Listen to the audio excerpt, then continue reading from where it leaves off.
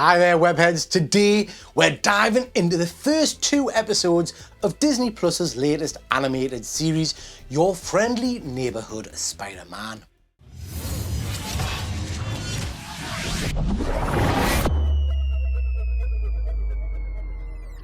Let's just get this out of the way straight off the bat. If you are the type of person who gets hot under the collar about character switch-arounds, character changes, gender swaps, equality and diversity storylines, and representation of all types and flavours of people, well, this show might just boil your blood because it is chock full of that kind of stuff. The kind of stuff that seems to upset a large proportion of the 40-plus-year-old white straight men that like to watch cartoons about teenagers in tights. In fact, to be honest, it's so prevalent in this show that I'm surprised that the world's moral and ethical leader hasn't slapped an executive order on it. I'm probably going to get slaughtered in the comments for that little rant, aren't I? But listen, don't get me wrong. In the past, I've had a bit of a moan about sex swaps of some of my favourite beloved characters. Huge deviations in character personalities and that kind of thing sometimes does irritate me a little.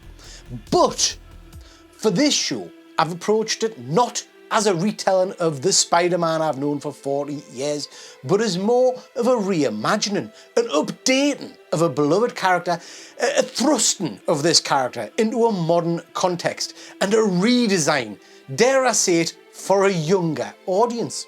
So, I watched these first 2 episodes with something of an open mind, and guess what? I bloody loved it. Right from the get-go, the pacing of these episodes, for me, was spot on.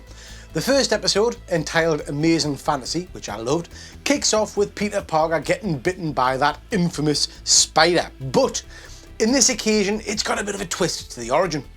Now, we get a bit of a time jump, and before you know it, Peter is swinging through the city, juggling high school life and superhero duties.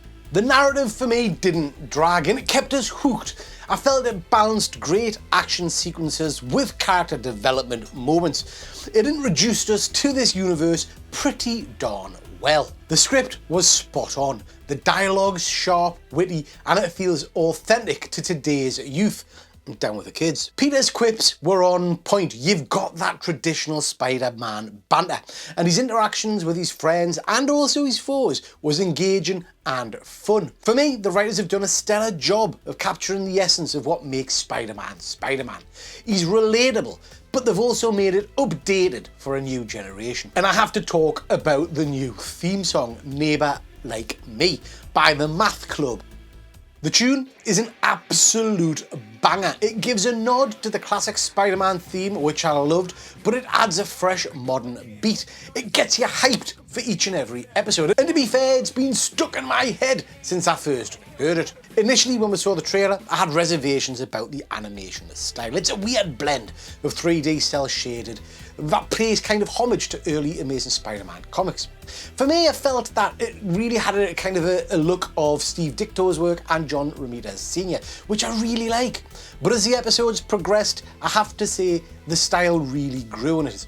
The vibrant colours, the dynamic movements, it gave it a real comic book feel. It brought the animation to life. For me, it works really well in the context of this series. One of the standout moments was seeing Doctor Strange in his classic costume back in episode 1. It was a brilliant nod for long-time fans, and it added a layer of nostalgia whilst fitting perfectly into this reimagined world. I'm really excited to see what other guest stars are going to turn up in this series. We've also already seen a bit of a hint at DD, so I'm expecting lots of Marvel cameos. As for the costume, well, it's an interesting interpretation that I actually quite like.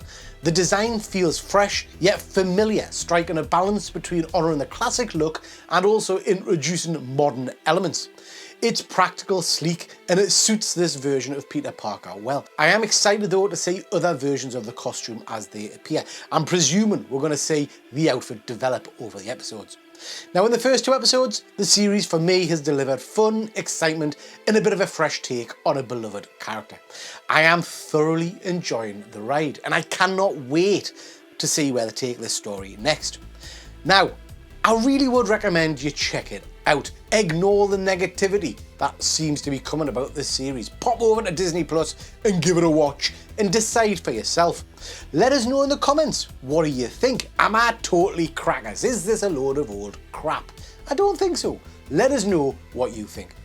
Okay, that's all for today's review. If you've enjoyed today's video, please do hit like, subscribe and bell notification for future content. Thank you so much for watching, and until next time, keep swinging, true believers. That's your whack.